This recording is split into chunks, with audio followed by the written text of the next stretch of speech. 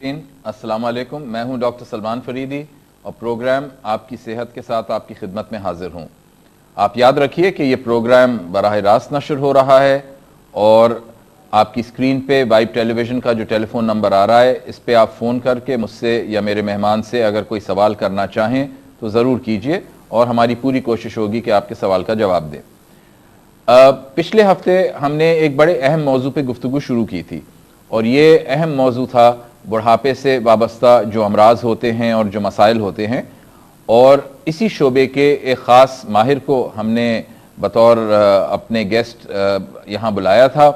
ये तिब्बी शोबे के अंदर ये शोबा जो होता है जो बुढ़ापे के अमराज से डील करता है उसे जेरियाट्रिक मेडिसिन कहते हैं और इसके बड़े कम माहिर हैं पाकिस्तान के अंदर, लेकिन हम बड़े खुशकिस्मत हैं कि आज के हमारे मेहमान डॉक्टर सलाल अहमद जो हैं ये अमेरिका से इस ख़ास चीज़ के अंदर ट्रेनिंग हासिल करके आए हैं और आजकल कराची के एक बड़े निजी हॉस्पिटल के अंदर कंसल्टेंट जेरिएट्रिशियन हैं। तो डॉक्टर साहब बहुत बहुत शुक्रिया। पिछले हफ्ते कुछ आपसे गुफ्तगू हुई थी लेकिन अक्सर बातें अधूरी रह गई थी और बुढ़ापे के जो अमराज थे और मसाइल थे उन पे हमने गुफ्तगू की और पिछले हफ्ते ख़ास तौर पे खून की कमी के मसले के ऊपर हमने ज़्यादा तवज्जो दी थी।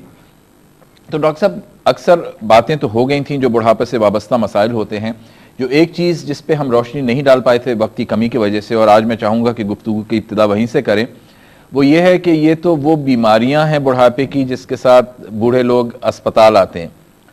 बहुत सारी ऐसी बीमारियां भी हैं बुढ़ापे की जिसका किसी को इल्म ही नहीं होता है, ना मरीज़ को इल्म होता है ना घर वालों को इल्म होता है, और जबकि कोई अलमिया हो जाता है, कोई हादसा हो जाता है, उसके बाद पता लगता है कि ये शिकायत भी थी। मसलन हड्डियां कमज़ोर हो जाती हैं, ऑस्टियोपोरोसिस हो जाती है, उसके अलावा जहनी तौर पे मिनी सिर्फ स्ट्रोक्स या TIAs होते हैं कि दिमाग की खून की रवानी में कमी आ जाती है या दिमाग का कोई हिस्सा जो होता है वहाँ खून नहीं जाता है तो वो हिस्सा जो होता है इन्फार्क्ट कर जाता है और सोचने समझने की सलाहियत, काम की सलाहियत इन चीज़ों में, हाफजे के अंदर।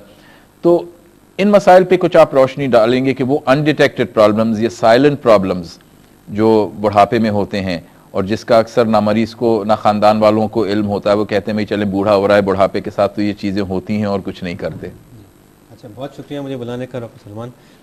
बेसिकली होता यह है कि ओल्ड एज में बहुत चीज़ें सटल होती हैं जो बहुत ऑब्वियस नहीं होती यंग एज के दौरान। इसमें यह होता है कि ओल्ड एज में हमें ये देखना चाहिए जैसे एक आदमी एक नॉर्मल रूटीन अपनी फॉलो कर रहा हो, मसलन कि वो रोज़ गार्डनिंग भी करता है, कभी थोड़ा बहुत पानी लॉन में जाके डालता है, शाम को या रात को वॉक पे जाता है या दोपहर को वॉक पे जाता है, जिस टाइम पे यूजुअली या तो गर्मी होती है रात को ही जाते हैं लोग, या अर्ली मॉर्निंग जाते हैं। अगर आप ये नोटिस करें कि कुछ दिन से वो अपनी ये एक जो एक नॉर्मल एक्टिविटी थी वो उसने छोड़ दी है जैसे 4-5 दिन से, तो ये भी एक सटल सा साइन होता है जिससे आदमी अंदाज़ा लगा सकता है कि कुछ उसके अंदर चेंज आ रहा है जो ऑब्वियस नहीं है। या इस तरह आप समझें कि उसके थोड़ा सा चिड़चिड़ापन आ गया, वो इजीली वो उसको गुस्सा आने लगा छोटी छोटी बातों पे जो उसको आमतौर पे नहीं था। जिस तरह छोटे बच्चों में आप देखें बाद साहब बीमारी होती है, पेट वेट का दर्द होता है तो उनके अंदर चिड़चिड़ापन आ जाता है। तो ऐसे कुछ मामूली से चेंजेस होते हैं जिससे भी आपको एक इशारा मिलेगा कि उसके अंदर क्या प्रॉब्लम हो रही है। उसके अलावा जैसे आप जिक्र कर रहे थे ऑस्टियोपोरोसिस, यानी हड्डियों की जो साख्त होती है, जो उनके अंदर कैल्शियम और जो प्रोटीन का मैट्रिक्स होता है, जो ऑस्टियोफाइट्स होते हैं बेसिकली, वो भी एज के साथ क्योंकि हार्मोन्स के चेंजेस आते हैं तो एज के साथ हड्डियों की साख्त वैसी नहीं रहती। ठीक है। उसके नतीजे में प्रॉब्लम ये होती है कि जब ये लोग गिरते हैं, अगर कहीं पे भी मामूली भी इनको अगर थोड़ा सी भी एक जगह से गिर जाती है तो आम आदमी को उस पर असर नहीं होगा, तो उसमें इनकी हड्डी टूटने का चांस काफ़ी बढ़ जाता है। और ओल्ड एज में प्रॉब्लम ये होती है कि ओल्ड एज में अगर हड्डी टूटती है तो उसकी हीलिंग पे भी इफेक्ट होता है और क्योंकि और कंपाउंडिंग फैक्टर्स होते हैं, वो आम नॉर्मल आदमी की तरह नहीं होता, तो उसके असरात कुछ ज़्यादा होते हैं।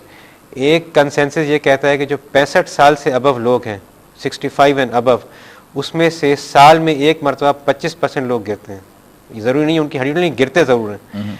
तो उसमें फिर ये होता है कि अगर उनको ऑस्टियोपोरोसिस है तो उसमें उनकी हड्डी टूटने का चांस ज़्यादा होता है। उसमें सबसे कॉमनली जो हड्डी टूटती हैं वो 3 जगह की हैं। एक तो रिस्ट की टूटती है, दूसरी हिप का फ्रैक्चर होता है जो नेक होती है, और एक स्पाइन जो हमारी कमर के वर्टिब्रे हैं उनका होती है।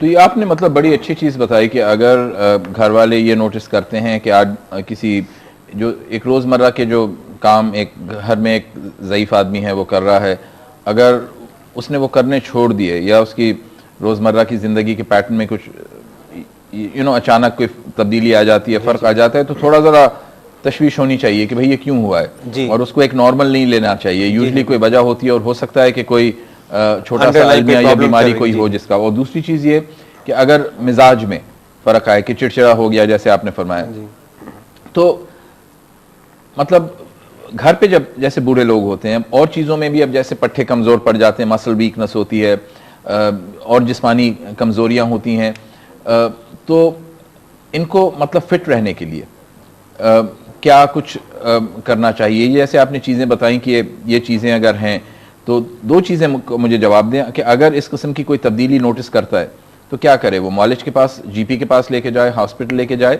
या सिर्फ अंडर ऑब्जर्वेशन रखे? और दूसरा कि एक बूढ़ा आदमी क्या कर सकता है घर पे अपने आप को फिट रखने के लिए? अच्छा ठीक है, इसमें दो सवाल आपने किए। एक जो मॉलेज वाला सवाल था तो उसका तो मैं जवाब ये देता हूँ आपको कि जो जीरियाट्रिशियन होता है, जो इस फील्ड में स्पेशलाइज किया जैसे आपने माशाल्लाह से, उसमें तो यह है कि हमारे पास जैसे कोई मरीज आके बैठता है, उसके बैठ के खड़े होने के अंदाज से ही काफ़ी चीज़ें हैं जिसका अंदाज़ा हो जाता है, जिसकी ट्रेंड आई है जो देख सकते हैं। मसलन एक मरीज़ आके कुर्सी पे बैठा, ठीक है, उसने अगर उठते हुए, बैठने से उठते हुए अपने हाथों का इस्तेमाल किया, तो इसका मतलब है कि उसके डेफिनेटली कुछ ना कुछ पट्टों में या तो कमज़ोरी है, जोड़ों में कोई ना कोई पेन है जिसकी वजह से वो नॉर्मली उठ नहीं सक रहा। अच्छा, उठने के बाद फ़ौरन उठते ही अगर वो ज़रा सा चकराया तो इसका मतलब ज़रा सा अनस्टेडी हुआ है, चकराया, तो इसमें एक हमें इंडिकेशन ये मिलती है कि उसको ऑर्थोस्टेटिक हाइपोटेंशन है। यानी जब वो खड़ा होता है तो ग्रेविटी की वजह से थोड़ा खून नीचे आता है तो ब्लड को पूरी सप्लाई नहीं पहुँचती, ब्रेन को पूरी सप्लाई नहीं पहुँचती, तो उससे खाली खड़े होने के अंदाज से एक आइडिया हो जाता है। अच्छा, फिर अगर वो खड़े होकर कुछ कदम लेता है, एक दो कदम चलता है, तो अगर उसका स्टेप्स छोटे होते हैं, नॉर्मल आदमी के स्टेप्स के स्पैन से उसके कदम जो हैं वो थोड़े छोटे होते हैं, तो उसको पार्किंसन डिजीज हो सकती है। इसी की तरह अगर उसका थोड़ा सा डिसबैलेंस गेट हो रहा है, मतलब वो चलते हुए थोड़ा सा एक तरफ से लड़खड़ा रहा है, तो इसका मतलब उसको हो सकता है पहले कभी फालिज हुआ हो या उसके कॉन्ट्रैक्चर्स डेवलप हुए हुए हों। तो काफ़ी चीज़ों का इसके अंदाज़ा हो जाता है देखने से। और जैसे आपने कहा कि अगर पार्किंसोनियन है कि जैसे तो उसका स्पैन जो है गेट का वो कम हो जाएगा, हाथ में राशा भी, ट्रेमस भी आ जाएंगे थोड़े वगैरह वगैरह। तो अगर इस किस्म की कोई मतलब चीज़ है, और घर वाले जैसे आपने पहले भी बताया कि अगर उसके normal day to day activities के पैटर्न में या मूड में फ़र्क आता है तो क्या करें? मतलब हॉस्पिटल लेके आएँ, या ये भी तो हो सकता है ना कि डॉक्टर साहब के कोई माइल्ड लो ग्रेड इन्फेक्शन हो?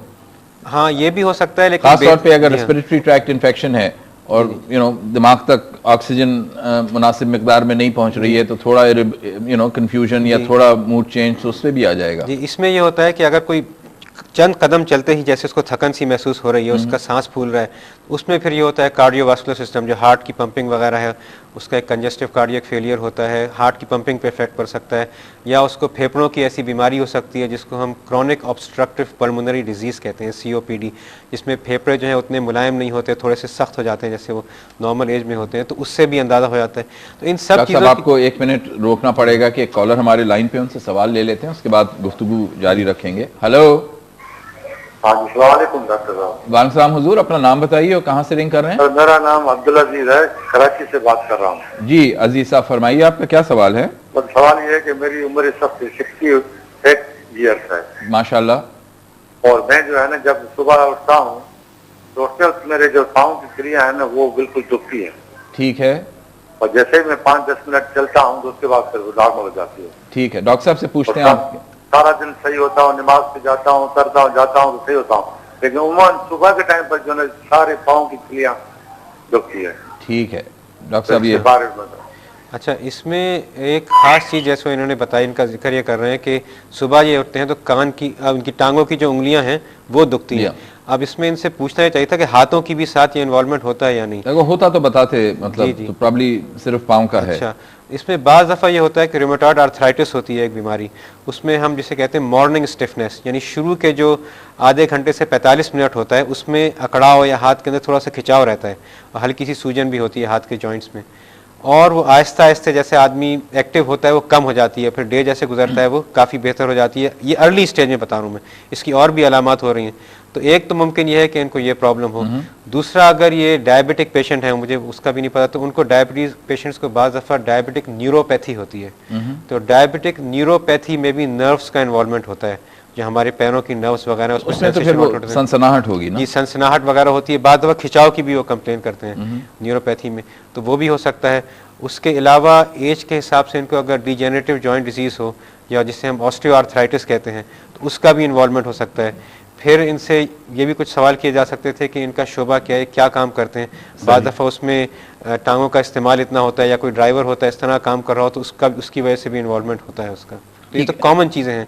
तो ऐसी कोई कंप्लेन हो तो डेफिनेटली इनको जाके अपने किसी डॉक्टर से, हाँ, कि अगर परसिस्टेंट कंप्लेन है और एक अरसे के बाद रेस्ट के बावजूद, मतलब बल्कि इनकी तो एज यू से रेस्ट रिलेटेड है, जी जी, तो डिजेनरेटिव आर्थराइटिस यानी जो उम्र के साथ होती है वो तो यूजुअली एक्टिविटी या एक्सरसाइज काम करने से ज्यादा बढ़ जानी चाहिए और रेस्ट से हाँ वो तो ये नहीं फाका पता होना चाहिए। ये पैटर्न तो रूमेटॉइड का है rather than के ऑस्टियोआर्थराइटिस का, बट और भी वजूहात हो सकती हैं। तो इनको तो अजीज साहब को फिर यही मशवरा देते हैं कि वो किसी अच्छे मुआलिज से रब्ता कायम करें ताकि इनके तफसीली टेस्ट हो सके, इन्वेस्टिगेशन हो सके और बीमारी की तशखीस हो जाए। अच्छा, बात हो रही थी कि अगर घर पे एक बूढ़ा रिश्तेदार रहता है और उसमें ये चीज़ें जो आपने फरमाई है नोटिस करते हैं तो क्या करें घर वाले? डॉक्टर के पास लेके जाएं? उसमें ये देखें, अगर एक आध दिन ये हो रहा है फिर तो हो सकता है इसकी इतनी अहमियत ना हो, ठीक है। लेकिन अगर 2-3 दिन आप देख रहे हैं कि फ़र्क आ रहा है तो इसकी डेफिनेटली अहमियत होती है। अच्छा, इसमें और एक चीज़ ये भी होती है कि बाज़ दफ़ा बूढ़े लोगों में जैसे आम आदमी के सिम्टम डिफरेंट होते हैं, बुढ़ापे में उसके सिम्टम उतने एक्सप्रेस नहीं करते। मसलन कि एक सिंपल सा पेशाब का इन्फेक्शन हो सकता है, यूरिनरी ट्रैक्ट इन्फेक्शन जिसे हम कहते हैं, जिसमें मसाने का या गुर्दों का इन्फेक्शन हो सकता है। तो इस सिंपल सा इन्फेक्शन होता है, लेकिन इसकी वजह से जो बूढ़ा आदमी है वो बाज़ दफ़ा उसका मेंटल स्टेटस जो है, जितना अलर्ट है उतनी अलर्टनेस नहीं रहती उसके अंदर, थोड़ा सा आपको ड्राउजी सा लगेगा, यानी बात करने पे फ़ौरन जवाब नहीं देगा, थोड़ा स्लो हो जाएगा। तो आम तौर पे यंग आदमी में जब ये बीमारी होती है तो ये साइंस नहीं होते, जबकि जो ज़्यादा उम्र के लोग हैं उनके अंदर ये इवन जो ये सटल चेंजेस जिसे हम कहते हैं, जब मामूली से चेंजेस हैं, इसमें ये हमें एक तरह से इशारा दे रहे होते हैं कि आगे एक बड़ी बीमारी हो सकती है। अच्छा डॉक्टर साहब, एक और बात बताइए कि हाफजे की कमज़ोरी, मेमोरी लॉस होता है और मतलब एज के साथ this is a known entity, अगर ये घर वाले महसूस कर रहे हैं कि कोई अगेन कोई मतलब घर में ज़ईफ़ कोई शख्सियत रहती है तो उससे और उसकी अगर मतलब हाफजा उसका कमज़ोर पड़ रहा है तो कब उनको तशवीश होनी चाहिए? लेकिन इससे पहले कि आप जवाब दें, एक मैं कॉलर ले लूं पहले लाइन पे। हेलो हेलो, अस्सलाम वालेकुम जी। वालेकुम सलाम हुजूर, अपना नाम बताइए और कहाँ से रिंग कर रहे हैं? जी सर, आप बात कर रहा हूँ सर, इधर लाहौर से। जी हुजूर, फरमाइए क्या सवाल है आपका? सर ये कमर में दर्द नहीं खत्म हो रहा है, इसका मशवरा पूछे किस जगह है कमर में? कमर में किस जगह पे है? ये रीढ़ की हड्डी के साथ ही है सर में। रीढ़ की हड्डी के साथ है और कब से है? जी कब से है, कितने दिनों से? ये कोई 2 माह हो गए सर। 2 माह हो गए। आपकी उम्र कितनी है? उम्र सर है 35 साल। अच्छा, काम क्या करते हैं, पेशा क्या है आपका? पेशा सर इधर मुलाजमत ही करता हूँ, चौकीदार। तो कोई मतलब भारी वजन वगैरह उठाना ये इस किस्म की चीजें भी करनी पड़ती हैं? नहीं सर, भारी वजन तो कोई भी नहीं उठाते। अच्छा ठीक है, डॉक्टर साहब से पूछते हैं। मतलब slightly away from our main topic, जवान आदमी है 35 साल के, जी जी, लेकिन बैक एक है। ये जो कंप्लेन कर रहे हैं कमर में दर्द होता है, lower part of the back, जिसको हम लुम्बैगो कहते हैं या लो बैक पेन भी कहते हैं इसको, तो इसकी तो कई वजूहात होती हैं। मोस्ट कॉमनली जैसे आपसे इनसे पूछा, अगर आदमी कोई वज़न उठा ले, कोई भारी चीज़ उठा ले, उससे होता है। उसके अलावा किसी अगर स्पोर्ट्स में हिस्सा ले रहा है उसकी वजह से होता है। अब ये जो हजरत हैं चौकीदार हैं, अगर ये बैठे ज़्यादा रहते हैं, जैसे बाज़ लोगों का गार्ड की जॉब होती है जी, तो वो पॉस्चर रिलेटेड होता है, काफ़ी घंटे तक एक ही पोजीशन में बैठा रहता है आदमी, उसकी वजह से ही पेन हो जाता है। उसमें यह कि ग्रेजुअली पेन होता है, इनको 2 महीने से चल रहा है, तो ऐन मुमकिन है कि इसकी यही वजह हो। ठीक है जी, तो उसके लिए फिर और अपने या तो मुआलिज को कॉन्टैक्ट करें या उसके लिए कुछ एक्सरसाइजेज होती हैं, कुछ मेडिसिन होती हैं, वो सारी हैं। अब डॉक्टर साहब आपसे जो पहले मैं बात कर रहा था, कॉलर की लाइन पे आने से पहले वो बात हो रही थी कि अगर हाफजे की कमजोरी होना शुरू हो जाए एक ज़ईफ़ आदमी में, तो certain degree of memory loss होता है एज के साथ। वो कौन सा मतलब पॉइंट है कि घर वाले फिक्रमंद होना शुरू हों? जी अच्छा, इसमें यह है कि थोड़ा बहुत मेमोरी का लॉस होना एज के साथ होना, या जैसे हम लोग भी होते हैं, कहीं चाबी रख दी, कहीं आपने भूल गया, फिर आपको याद आ गई, उसकी इंपॉर्टेंस नहीं होती इसमें। तो एक नॉर्मल एजिंग का ही प्रोसेस है और नॉर्मली हम लोगों से भी हो जाता है। लेकिन छोटी मोटी चीज़ों को आप भूल गए या किसी ने कोई बात कही, आपको याद नहीं रही किसने कही थी।